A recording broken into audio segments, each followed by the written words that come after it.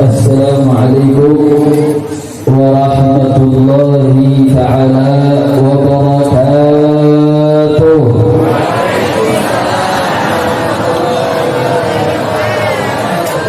Alhamdulillahi rabbil alamin, wassalatu wassalamul atammanil akmalanil adwamanil mutalaziman ala سيدنا وحبيبنا وشفيعنا وقرة أعيننا نبينا محمد وعلى آله الطاهرين وأصحابه الغر الميامين ومن تبعهم بإحسان إلى يوم الدين. أشهد أن لا إله إلا الله وحده لا شريك له، وأشهد أن سيدنا محمدا عبده ورسوله وصفيه وخليله، أرسل رسوله بالهدى ودين الحق ليظهره على الدين كله ولو كره الكافرون. وفي هذه المناسبة المباركة لا أنسى أن أوصيكم جميعا ونفسي المذنبة بتقوى الله وبطاعة رسول الله صلى الله عليه وسلم، فنسأل الله تعالى أن يجعلنا جميعا من المتقين ويدخلنا جنته جنات النعيم بحق سيد المرسلين، والحمد لله رب العالمين. تقبل الله منا ومنكم فتقبل يا كريم. سيادة الحبائب الشرفاء وسعادة العلماء الفضلاء وجميع الحاضرين الأهباء الأعزاء رحمكم الله. Salam penghormatan setelah puja puji syukur kehadirat Allah, beriring salawat serta salam keharibaan baginda Nabi besar Muhammad sallallahu alaihi wasallam. Salam penghormatan kepada sahibul bait, sahibul hajat Haji Arif beserta keluarga almarhum Haji Kamaluddin. Kita doakan semoga beliau beserta keluarga besar senantiasa diberikan keberkahan oleh Allah Subhanahu wa taala, dimudahkan segala urusannya, dimenangkan segala kehidupannya, diberikan keberkahan dari dunia hingga akhirat. Amin ya rabbal. Dan salam penghormatan tak lupa kita sampaikan kepada guru kita Al-Habib Ali Zainal Abidin Al-Idrus. Begitu juga hadir bersama kita Al-Habib Ahmad Al-Kaf, hadir bersama kita juga Kiai Haji Sod Haji, Kiai Haji Hambali, dan seluruh para habaib, para tokoh. Juga hadir bersama kita alumnus Bareskrim Kiai Haji Haris Ubaidillah yang kemarin juga ikut ditahan bersama imam besar kita. Alhamdulillah hadir bersama kita pada malam hari ini. Semoga guru-guru kita semua senantiasa diberkahi oleh Allah Subhanahu wa taala, disehatkan badannya, dimudahkan segala urusannya, dimenangkan perjuangannya. Amin ya rabbal. Dan salam teristimewa kepada para panitia, seluruh relawan laskar, berkhusus pimpinan batik yaitu Kiai Haji Wahidin Syam dan juga seluruh jajarannya, yang telah memberikan sumbangsihnya. Mudah-mudahan apa jerih payah yang telah dilakukan untuk mensukseskan acara pada malam hari ini, mudah-mudahan mendapatkan ganjaran setimpal dari Allah Subhanahu wa taala. Dimudahkan rezekinya, diberkahi kehidupannya. Amin ya rabbal.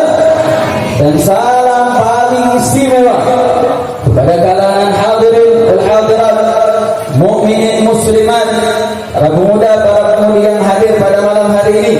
Kita berharap, kita berdoa, bermunajat kepada Allah, mudah-mudahan duduknya kita pada malam hari ini semoga menjadi sebab turunnya rahmat dan barakah. Kita pulang dari tempat ini kecuali Allah Subhanahu wa taala ampuni dosa-dosa kita, mudahkan segala urusan kita.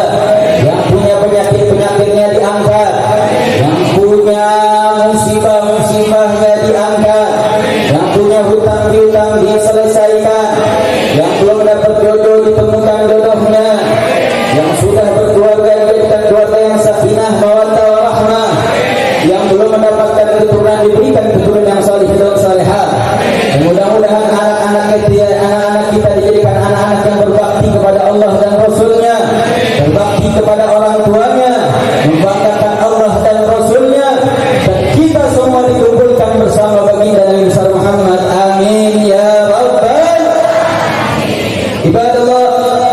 Alhamdulillah, Allah telah memberikan kita taufik dan hidayahnya berkumpul duduk bersama. Kita dengarkan pembacaan daripada pembacaan Suratul Talaq, merupakan kisah sejarah Nabi Muhammad sallallahu alaihi wasallam yang dikarang oleh seorang wali besar, Al-Habib Ali bin Muhammad Al-Habsyi. Mudah-mudahan kita mendapatkan keberkahan dari apa yang kita baca. Mudah-mudahan kita mendapatkan keberkahan untuk bisa mengenal dan cinta kepada baginda Nabi besar Muhammad sallallahu alaihi wasallam. Qad qala Allah Ta'ala fi kitabihil karim wa huwa asdaqul qa'ilin. A'udzu billahi minasy syaithanir rajim. Bismillahirrahmanirrahim. Huwa alladzi arsala rasulahu bil huda wa dinil haqq liyudhhirahu 'ala ad-din walau karihal musyrikun. Shadaqallahul 'azim.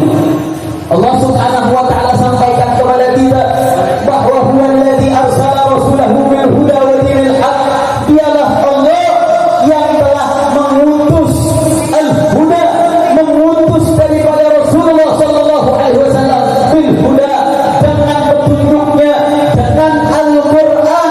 Untuk apa Allah utus Nabi Muhammad sallallahu alaihi wasallam? Liyudhhirahu 'ala ad-din kullih, untuk menunjukkan, untuk menampakkan, liyudhhirahu, untuk menunjukkannya. Para ulama berbeda pendapat dhamir yang ada dalam fi'il mudhari' tersebut.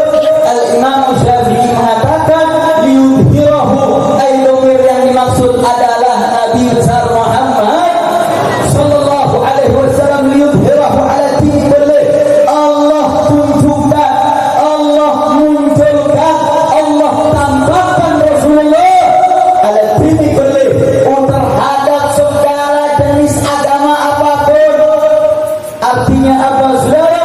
Allah turunkan baginda Nabi besar Muhammad sallallahu alaihi wasallam sebagai bentuk Allah memperlihatkan agama Islam, agama yang terbaik, agama Islam, agama yang sempurna, agama Islam, agama yang paripurna, menunjukkan agama Islam agama terbaik dari semua agama.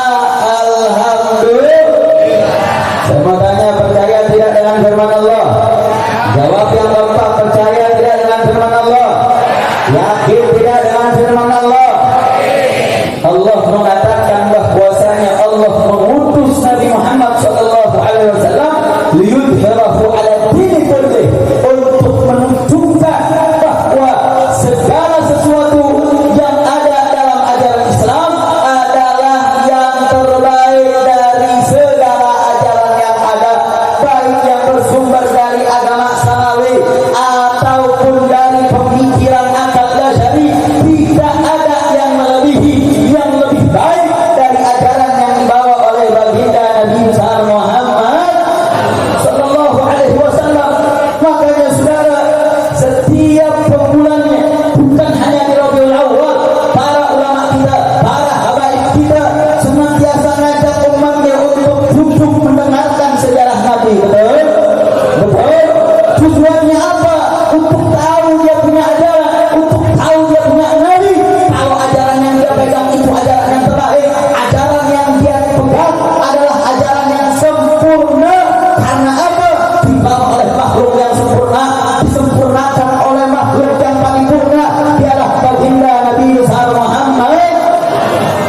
Sallallahu Alaihi Wasallam. Menarik saudara, ayat ini, sebelum ayat ini ada ayat di mana ayat tersebut Allah sampaikan yuriduna ayyutfi'u nurallah bi afwahihim wallahu ya'ba illa ayyutimma nurahu walau karihal kafirun. Allah Subhanahu wa taala menceritakan yuriduna ayyutfi'u nurallah, bahwa ada sekelompok orang yang senantiasa terus-menerus yang menginginkan memadamkan cahaya Allah Subhanahu wa taala,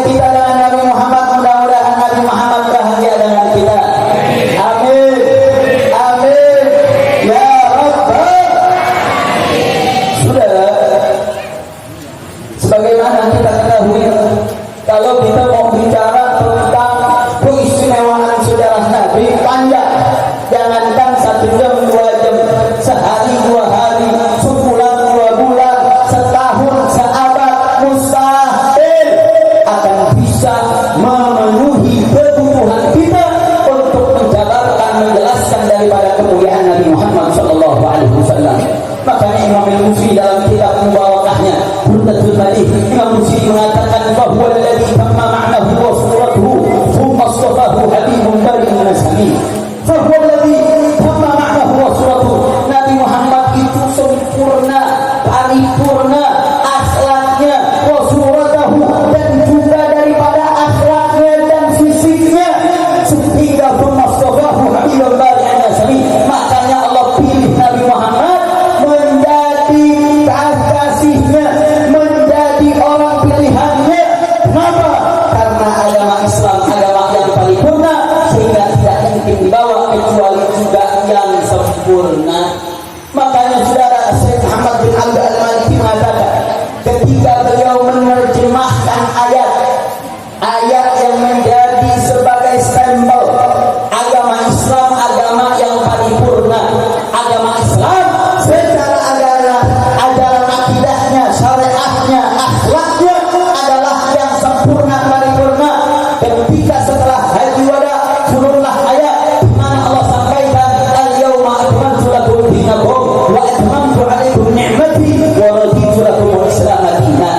Kata Allah, al-yauma akmaltu lakum dinakum, hari ini telah aku sempurnakan untuk kalian agama kalian, wa atmamtu alaikum ni'mati, dan telah aku sempurnakan pula nikmatku, wa raditu lakum al-islam dinan, dan aku telah reda kalau Islam menjadi agama kalian.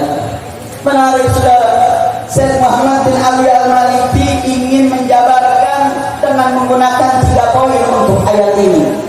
Beliau katakan ayat ini menjadi bisyarah, menjadi tanda bahwasanya agama Islam adalah ad-dinul qayyim. Yang kedua, al-Islam ad-dinul tam. Yang ketiga, al-Islam dinul khalid. Yang pertama, al-Islam ad-dinul qayyim. Islam itu agama yang meluruskan, agama yang menjalankan, mengajak ke jalan yang lurus, mengajak ke jalan yang benar, memberitahu mana yang benar, mana yang salah, mana yang baik, mana yang buruk, mana yang baik, mana yang lebih baik. Itu fungsi ajaran Islam.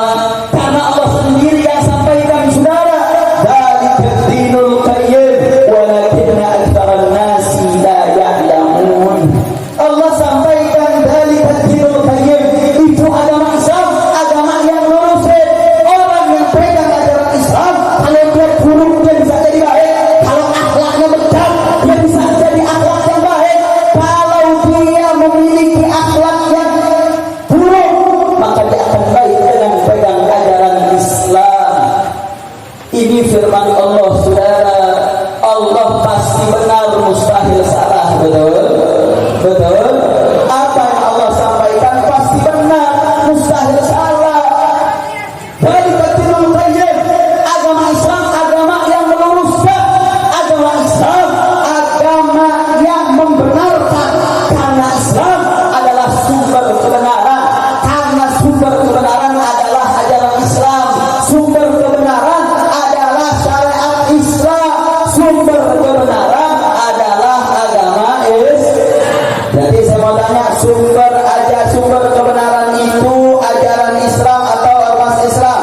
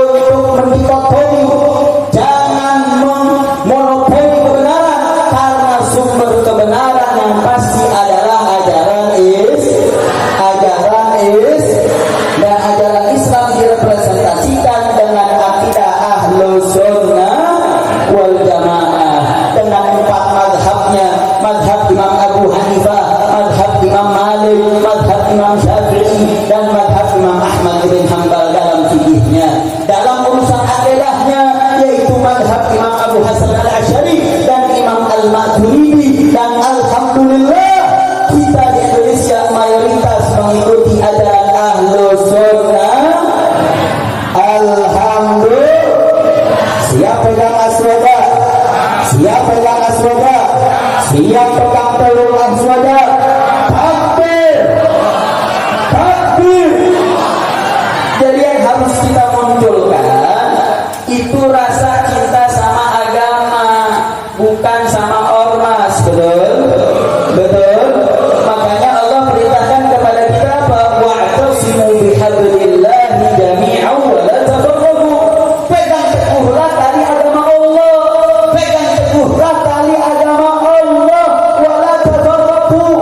Janganlah tercerai-berai. Artinya apa, saudara? Allah perintahkan kita untuk berpegang terhadap ajaran Allah. Allah perintahkan kita untuk berpegang terhadap syariatnya Rasulullah kepada seluruh umat Islam. Wala tafarraqu. Kata Habib Umar Jailani, mafhum ghalabahnya wala tafarraqu ijtami'u. Berkumpullah kalian, bersatulah kalian, berpegang teguhlah kalian dalam agama. Jangan kalian malah justru menjadi penyebab terpecahnya umat. Jangan kalian menyebabkan umat tercerai-berai. Jangan kalian jadikan umat ini kebingungan. Kiai sama kiai berantem, Habib sama Habib berantem. Saya mau tanya, di Indonesia ada nggak yang begitu? Ada nggak yang begitu? Ada apa banyak? Ada apa banyak? Inna lillahi wa inna ilaihi raji'un. Memang ini bagian daripada yang Allah sampaikan tadi, saudara. Yuribuna ayusfi'u nurallah. Allah pilih redaksi katanya yuribuna dengan menggunakan redaksi fi'il mudhari'. Dalam bahasa Arab fi'il mudhari' itu perbuatan yang terus-menerus terjadi. Artinya apa? Upaya itu enggak berhenti, saudara. Upaya itu terus-menerus terjadi. Tapi ada jaminan dari Allah Subhanahu wa taala bahwa Allah yang akan sempurnakan agamanya, Allah yang akan sempurnakan cahayanya, yang akan dibawa oleh Nabi Muhammad, dilanjutkan oleh para pewarisnya, yaitu para ulama-ulama yang istiqamah di jalan Allah. Alhamdulillah. Alhamdulillah. Ini udah ada jaminan dari Allah, saudara. Ini jaminan dari Allah yang pasti benar, mustahil salah. Tinggal kita bisa memperoleh itu, nggak lain nggak bukan dari pengajian, dari majelis taklim, dekat dengan ulama, duduk dengan para habaib yang istiqamah, para kiai yang istiqamah, yang di Indonesia masih banyak jumlahnya, masih banyak keberadaannya. Alhamdulillah. Karena upaya itu masih terus terjadi, saudara. Maka kita doakan mudah-mudahan para ulama kita senantiasa dijaga oleh Allah Subhanahu wa taala. Mudah-mudahan keberadaan mereka menjadi sumber cahaya dalam kehidupan kita, dan mudah-mudahan orang-orang yang ingin menyakiti, menzalimi, mudah-mudahan segera dihancurkan.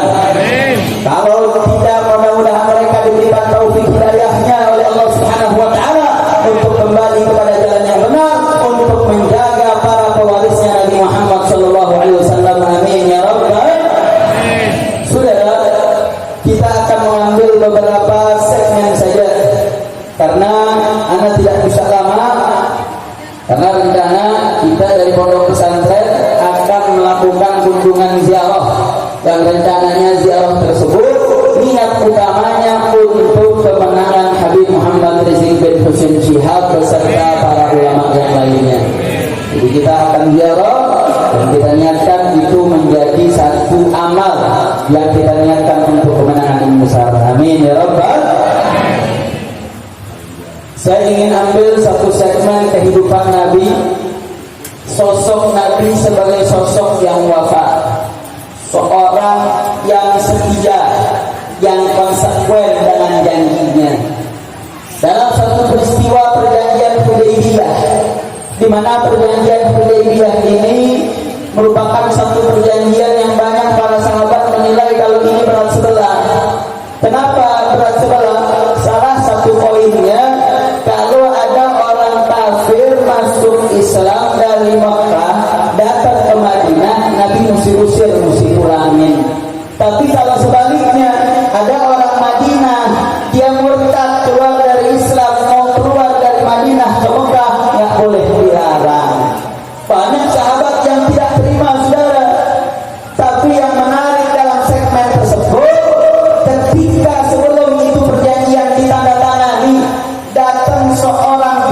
yang bernama Abu Jandal pakai L.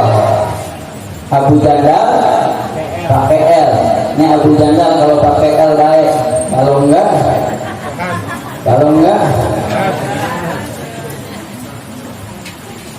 ini Abu Jandal punya ayah namanya Suhail.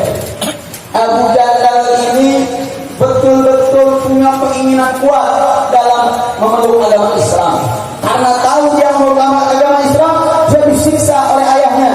Karena Suhail saat itu sebelum masuk Islam adalah pembesar kafir Quraisy. Dia malu dia punya anak masuk Islam, dia dipasung, dia disiksa. Singkat cerita Abu Jandal bisa bebas.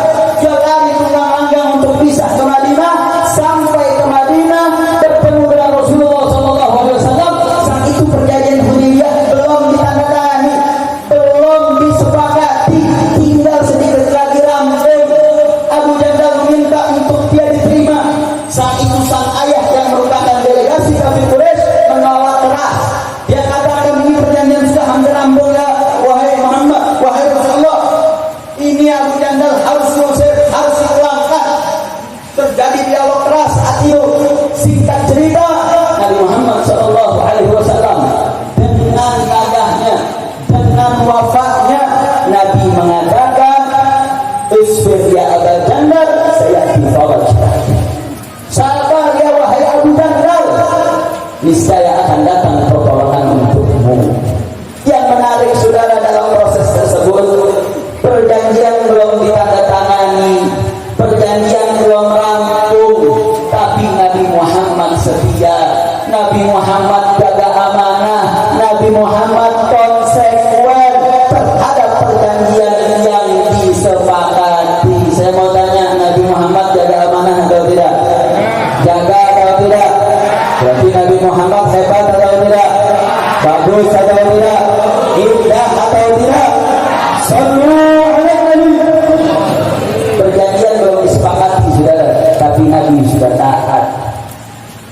Di Indonesia udah menjabat, disumpah pakai Quran, dia khianati uang rakyat, betul? Dia ambil uang rakyat, betul? Dia siksa rakyat, betul? Dia zalimi ulama, dia siksa rakyat, dia sudah disumpah, diambil sumpah dengan Al-Quran, dengan agama dia tidak amanah dengan apa yang dia terima dengan jabatannya saudara. Dia makan duit rakyat, dia hidup dengan duit rakyat, tapi dia tidak taat dengan amanah yang diberikan kepada dirinya. Kenapa kok pejabat tidak bisa begitu saudara? Gara-gara enggak baca sejarah Nabi, betul? Dia enggak dengar sejarah Rasulullah, dia tidak tahu bagaimana amanahnya Rasulullah, bagaimana wafatnya Nabi Muhammad, sehingga dia tidak punya uswah saudara. Dia tidak tahu mana yang baik, mana yang buruk. Dia tidak menemukan sosok yang bisa menjadikan tujuan dalam hidupnya. Gara-gara jarang dengar sejarah Nabi, jarang dengar sejarah Rasulullah. Bukan baca sejarah Nabi, baca sejarah Kemal Atatürk. Tahu Kemal Atatürk? Tahu? Kenal di mana bu?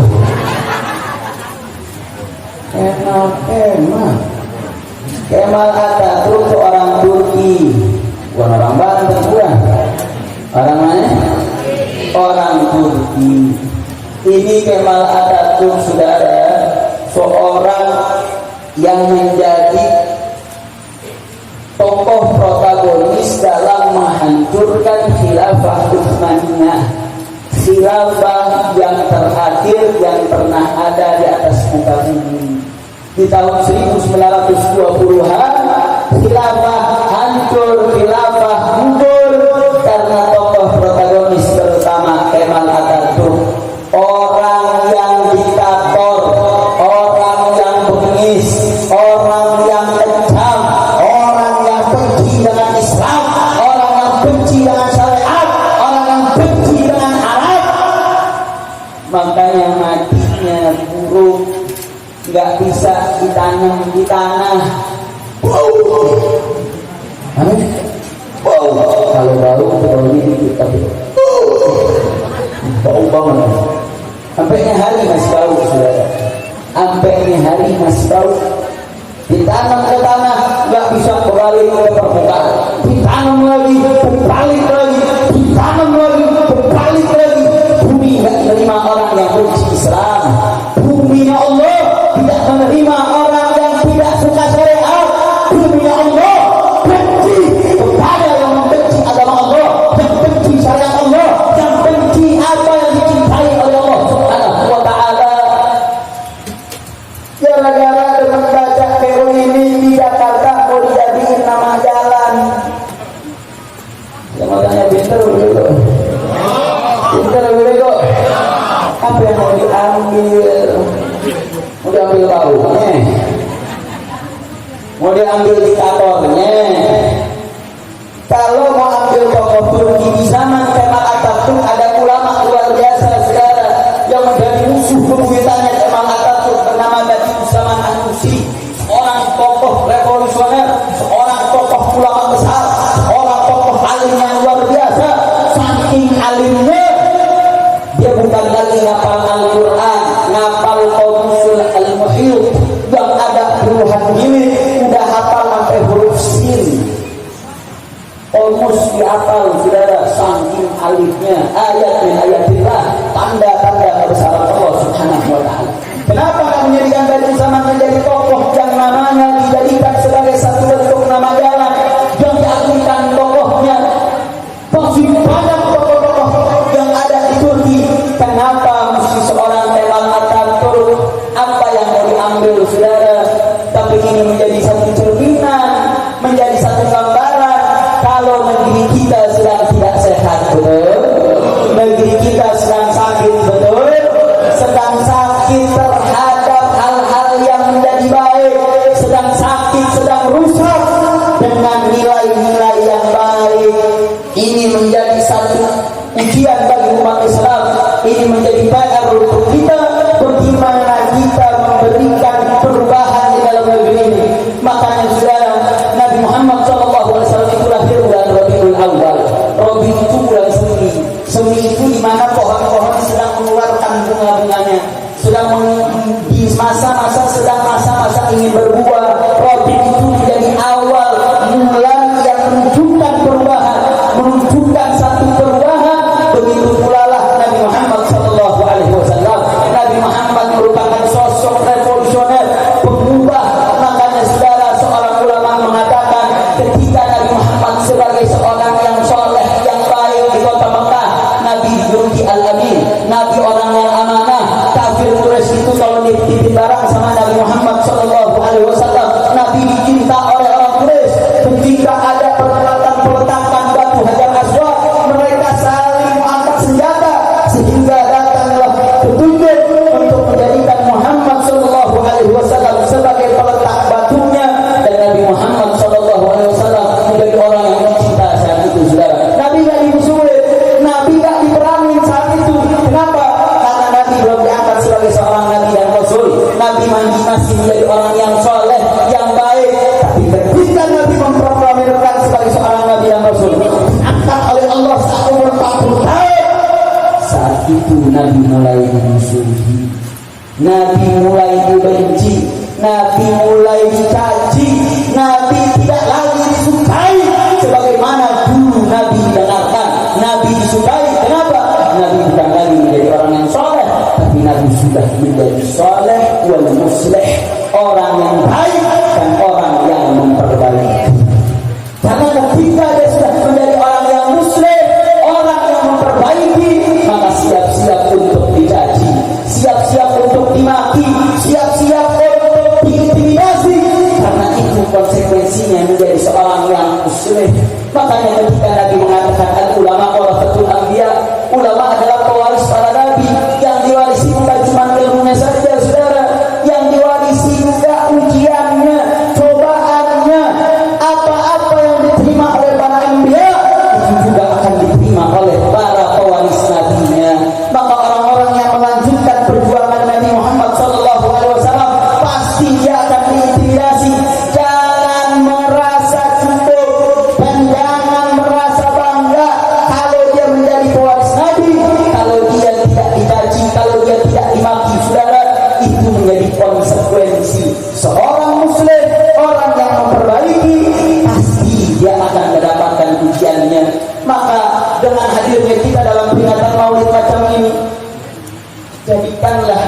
itu sesuatu yang menjadi stimulus untuk merubah kehidupan kita, saudara. Makanya dikatakan maulid dengan ceramahnya bukanlah sebuah tontonan, tapi tuntunan. Apa yang kita dapat dalam maulid, yuk mari kita bawa ke rumah. Kita jadikan di rumah kita sebagai ladang untuk kita mengubah.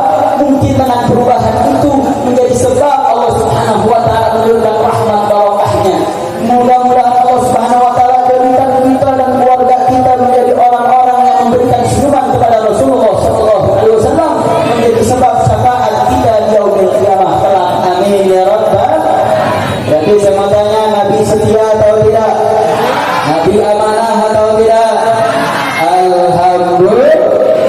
Yang kedua, saudara, Nabi sallallahu alaihi wasallam itu sabur, sabar. Dalam salah satu dialog seorang sahabat nanya, ketika ditanya, ya Rasulullah sallallahu alaihi wasallam, apa sih yang paling berat selama kau merasa hidup di dunia, selama kau berada di kota suci Mekah? Apa jawab Nabi Muhammad sallallahu alaihi wasallam? Beliau katakan, aku pernah mengalami 30 hari 30 malam aku tidak makan kecuali apa yang disisihkan Bilal ketiakku. 30 hari 30 malam Nabi tidak makan, saudara. Saat itu Bani Hashim dan Bani Muthalib sedang berada, tidak bisa melakukan aktivitas ekonominya.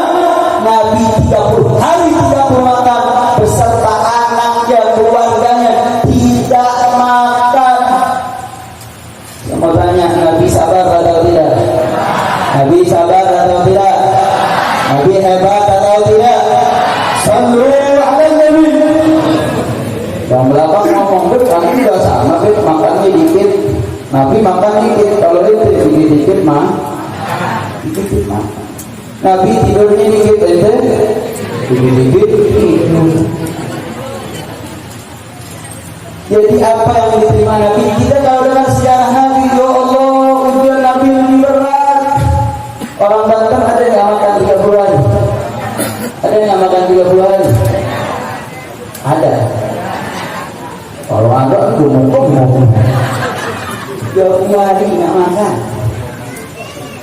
Artinya apa, saudara? Kita kalau dengar sejarah Nabi, oh Nabi lebih berat hidupnya, Nabi lebih susah hidupnya. Kita jadi bisa bersyukur, kita bisa lebih prihatin, kita lebih bisa mengetahui sebuah kehidupan yang begitu luar biasa, kehidupan yang agung, kehidupan yang sangat sempurna ialah kehidupannya baginda Nabi besar Muhammad sallallahu alaihi wasallam. Sehingga kesabaran menjadi satu bagian, menjadi satu fase kehidupan yang kalau kesabaran ujian itu menjadi satu hal yang hina, gak mungkin Nabi yang paling mulia akan mendapatkan ujian tersebut, saudara. Kalau ujian itu sesuatu yang merendahkan, mustahil Allah akan memberikan ujian kepada Nabi Muhammad sallallahu alaihi wasallam. Makanya dikatakan asyadul bala al-anbiya tsummal amsal fal amsal. Yang paling gede, yang paling berat ujiannya adalah para nabi, kemudian yang serupa dan yang serupa dengannya. Artinya apa? Kalau nabi adalah orang paling mulia, orang pilihannya Allah, kekasihnya Allah, diuji dengan bala, dengan ujian, maka ujian adalah satu ujian. Ujian adalah satu di mana cara Allah Subhanahu wa taala menunjukkan rasa cintanya, menunjukkan rasa sayangnya, menunjukkan perhatiannya kepada kita, saudara. Karena Nabi merupakan kekasih Allah. Kalau ujian adalah sesuatu yang merendahkan, mustahil para nabi yang mendapatkan ujian, saudara. Makanya Imam Faqih Muqaddam beliau mengatakan, beliau berdoa, mendoakan 3 doa untuk keturunannya. Imam Faqih Muqaddam adalah keturunannya Rasulullah sallallahu alaihi wasallam. Imam Faqih Muqaddam mengatakan 3 doa yang beliau bacakan. Yang pertama, bahwasanya keturunanku akan badrin nufus. Dia akan mengorbankan jiwanya, dia akan mengorbankan hawa nafsunya, dia akan mengorbankan sehingga kehidupannya akan menggunakan pakaian daripada al-mas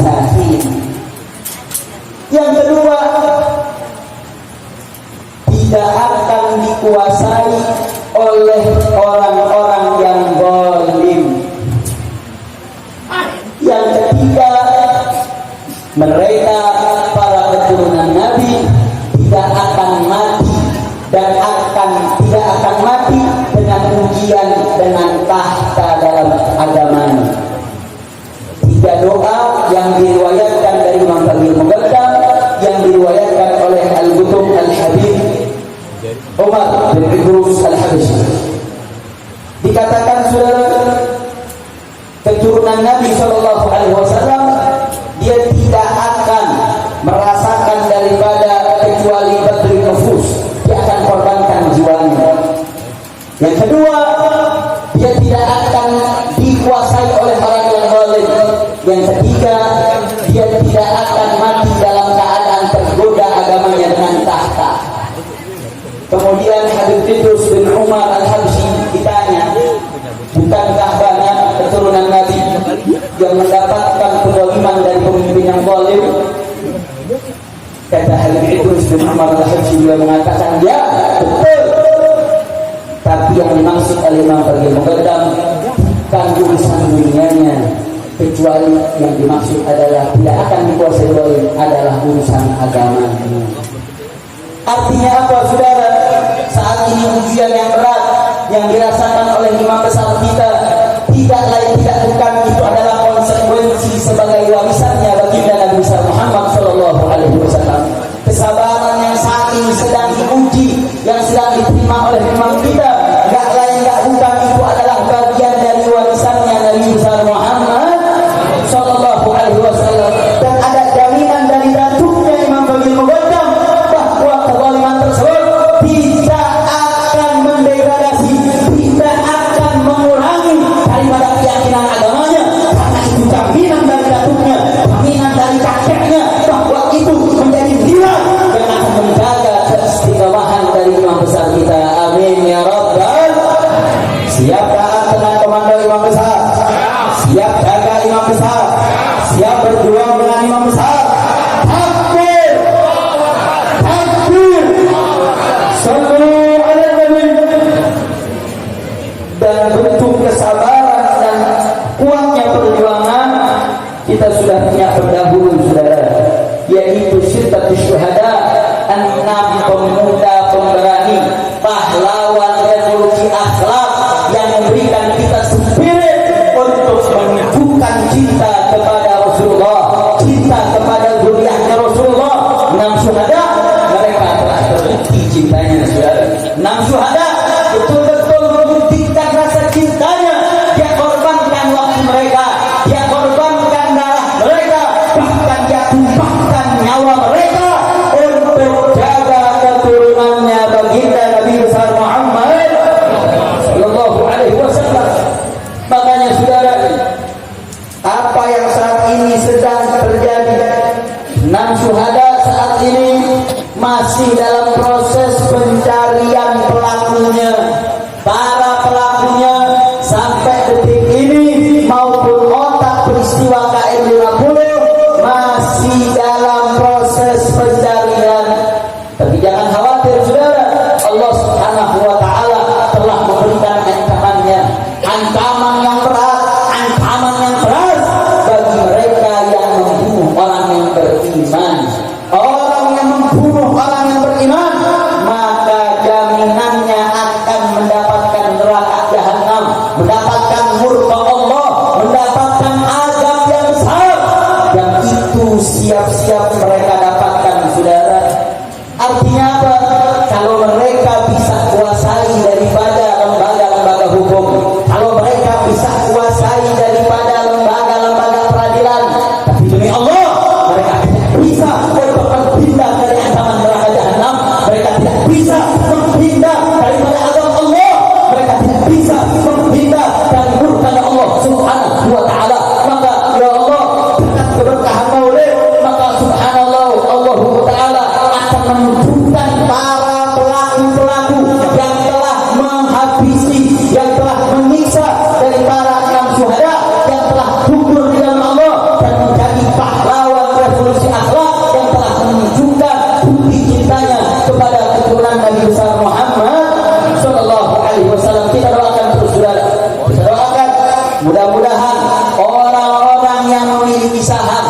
yang menjadi pelaku eksekutor, menjadi otak dari pembantaian penyiksaan KM50 yang terjadi.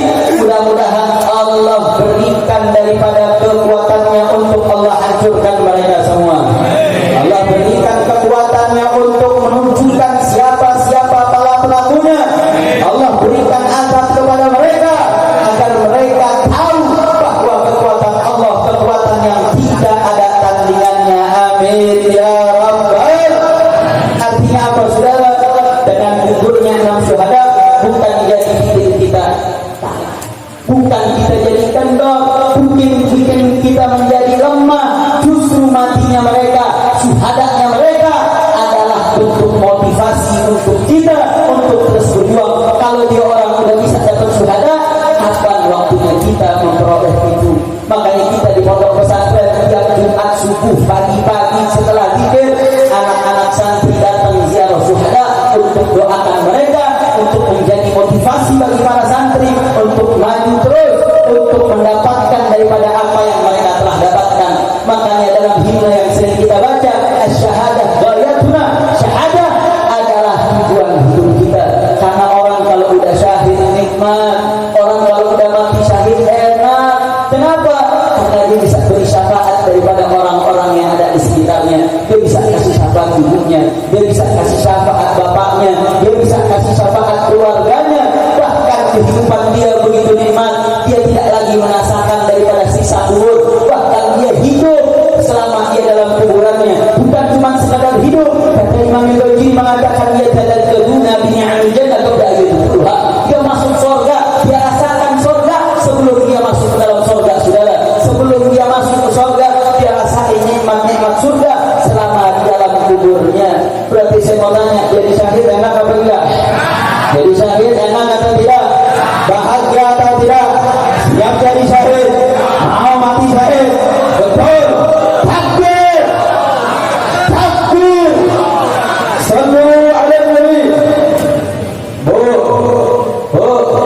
kalau besoknya anak minta izin jihad, diizinin ya bu. Jujur lah. Nggak mau anaknya mati syahid bu.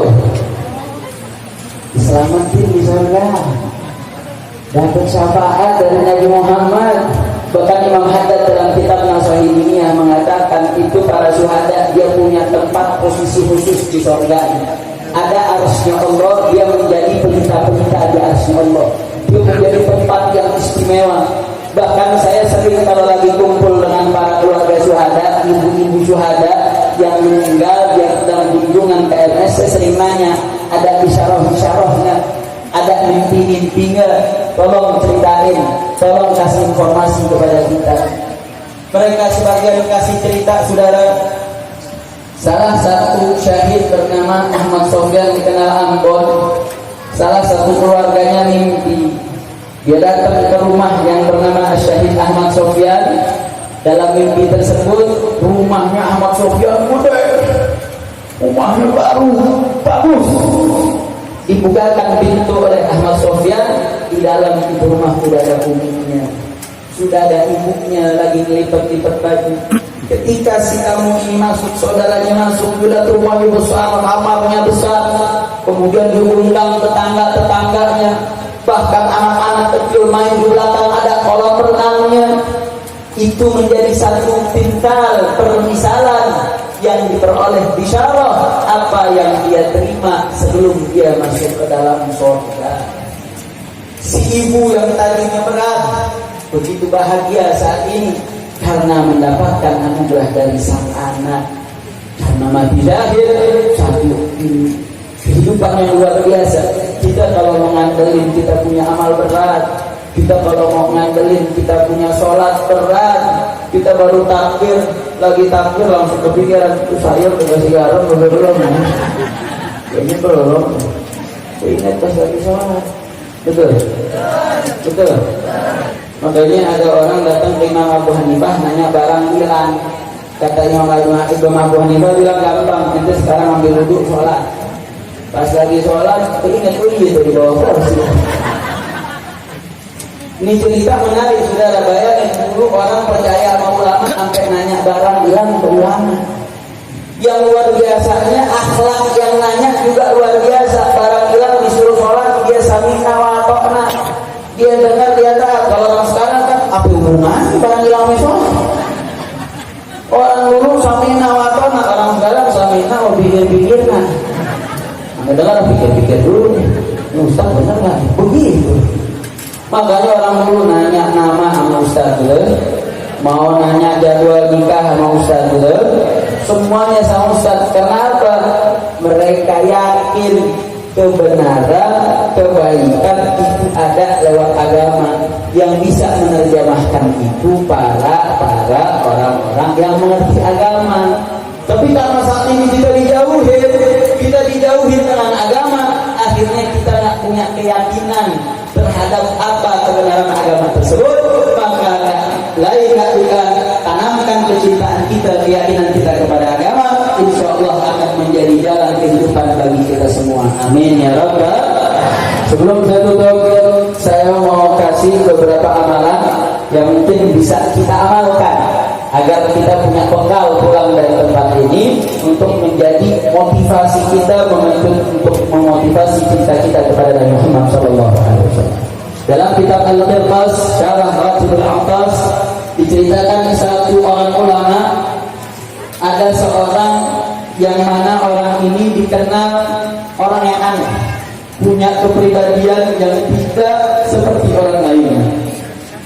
Singkat cerita, seorang ulama ini, sang ulama itu ketika orang tersebut datang, dia cium keningnya.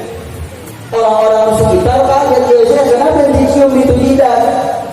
Ini orang-orang aneh, ini orang-orang yang tidak dikenal, kok dicium keningnya? Apa jawab Syekh tersebut? Pertanyaan tersebut juga aku tanyakan kepada Rasulullah SAW. Karena aku mimpi melihat Rasulullah SAW mencium orang itu di kakinya sebagaimana aku mencium dirinya. Nabi bangun, Nabi cium kakinya. Kemudian jawab Nabi SAW, apa? Kenapa aku lakukan ini? Karena si pemuda ini membaca laqad ja'akum rasulun min anfusikum azizun 'alaihi ma 'anittum harisun 'alaikum bil mu'minina raufur rahim. Setiap habis salat kemudian dia baca sholawat, apapun sholawat. Setiap dia salat dia baca laqad ja'akum rasulun min anfusikum azizun 'alaihi ma 'anittum harisun 'alaikum bil mu'minina raufur rahim. Allahumma shalli 'ala sayyidina Muhammad wa 'ala alihi. Setiap salat subuh dia baca, zuhur dia baca, asar dia baca, lalu dia baca, dia mendapatkan keningan kecupan dari Nabi Muhammad Sallallahu Alaihi Wasallam. Pengen nggak keningnya dicium sama Nabi? Pengen atau tidak? Pengen atau tidak? Amalin sudah. Baca ayat tersebut, insya Allah mendapat kecupan dari Nabi Muhammad Sallallahu Alaihi Wasallam. Itu yang pertama. Yang kedua,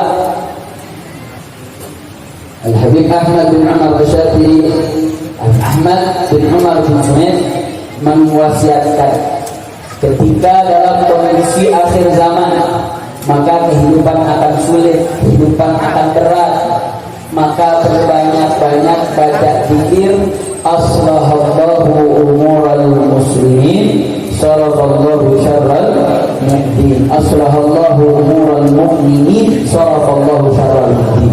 Ini zikir ke-14 dalam Fathul Haddad. Kira-kira hafal atau tidak? Hafal atau enggak? Yuk kita baca sama-sama biar hafal. Bismillahirrahmanirrahim. Aslahallahu umural mu'minin sarafallahu syarral mu'min, aslahallahu umural mu'minin sarafallahu syarral mu'min, aslahallahu umural mu'minin sarafallahu syarral mu'min, aslahallahu umural mu'minin. Ya Allah, perbaikilah perkara umat-umat orang yang beriman. Kalau ada pemimpin yang zalim, Allah perbaiki. Pejabat yang khianat, Allah perbaiki. Para ulama yang khianat, Allah perbaiki. Itu doa kita saudara. Jadi kalau doa itu jangan mikirin diri sendiri mulu, pikirin urusan lain. Ketika kita memikirkan urusan orang lain, Allah akan memperbaiki kita. Makanya ketika kita, salah satu ulama mengatakan kalau ente pengen dapat apa yang ente minta, doain buat orang lain. Karena ketika kita doain buat orang lain, ada malaikat yang akan mendoakan kita. Wala kami berdalik untukmu seperti itu. Assalamualaikum warahmatullahi wabarakatuh. Ya Allah, perbaikilah perkara orang-orang beriman, wa sallallahu syarrul mu'min, dan palingkanlah keburukan bagi orang-orang yang ingin menyakiti orang-orang beriman. Bacanya 10 kali. Bacanya berapa kali? Bacanya berapa kali? Kira-kira 10 kali. Banyak apa dikit? Banyak apa dikit? Itu buka WA udah 1000 kali. Itu baru di follow, lo buka YouTube 1200. Banyak benar. Baca 10 dikit, tapi banyak. Mudah-mudahan itu zikir bisa jadi saham buat kita dalam memperbaiki urusan umat Islam. Amin ya Rabbal. Sebagai penutup kita baca surat Al-Fatihah. Kita niatkan untuk imam besar kita yang saat ini masih melakukan perjuangan untuk kasasi di Mahkamah Agung. Begitu juga Habib Hanif bin Abdurrahman, termasuk Haji Munarman yang belum sampai detik ini disidang. Kita baca, niatkan surat Al-Fatihah, kita niatin mudah-mudahan imam besar beserta Habib Hanif dan Haji Munarman segera diberi pertolongan oleh Allah Subhanahu wa taala. Dibebaskan dari penjaranya, diberkahi kehidupannya, diberikan kemenangan oleh Allah Subhanahu wa taala sehingga bisa kembali bersama kita. Ala hadhihi niyyah binatin salihah wa ala manawati Muhammad rizqi min ila hawlatin nabiyil Fatihah. Alhamdulillahirabbil alamin arrahmanir rahim maliki yaumiddin iyyaka na'budu wa iyyaka nasta'in ihdinas siratal mustaqim siratal ladzina an'amta 'alaihim ghairil maghdubi 'alaihim waladdallin. Mudah-mudahan apa yang saya sampaikan menjadi nilai yang berkah dalam kehidupan kita. Mudah-mudahan bisa menjadi sebab Allah Subhanahu wa taala memandang kita dan mendapatkan syafaat dari Nabi Muhammad sallallahu alaihi wasallam. Ini yang bisa saya sampaikan. Saya mohon maaf tidak bisa sampai akhir karena mesti langsung kembali ke pondok untuk melakukan perjalanan. Minta juga doanya, mudah-mudahan perjalanan ziarah santri Markas Syariah untuk kemenangan umat besar dan anak Islam dijaga oleh Allah. Mudah-mudahan ziarahnya berkah, ziarahnya aman, dan dikabulkan oleh Allah Subhanahu wa taala. Ini yang bisa saya sampaikan. Mohon maaf atas segala kekurangannya. Wabillahi taufiq wal hidayah. Wassalamualaikum warahmatullahi wabarakatuh.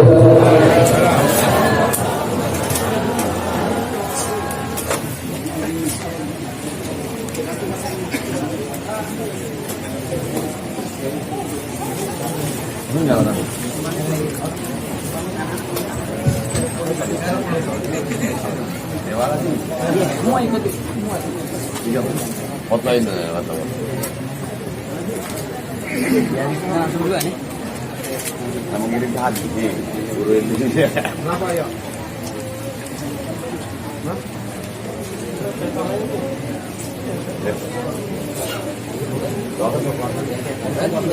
Ali. Ahli. Panggil para kebak.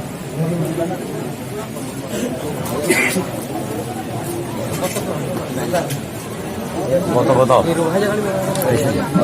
lanjut.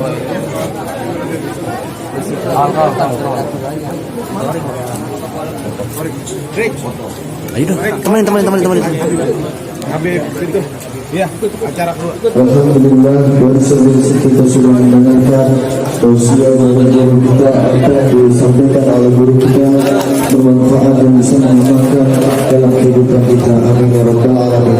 Untuk penceramah kedua, insya Allah yang akan disampaikan oleh guru kita yaitu Al Habib Ali Zainal Abidin bin Hamid Ali Trus. Falyatafaddal mashkura. Jamaah, untuk jamaah tolong duduk lagi. Rasanya kalau punya gitu deh. Ayo foto. Ayo bentar. Sendiri kali ya.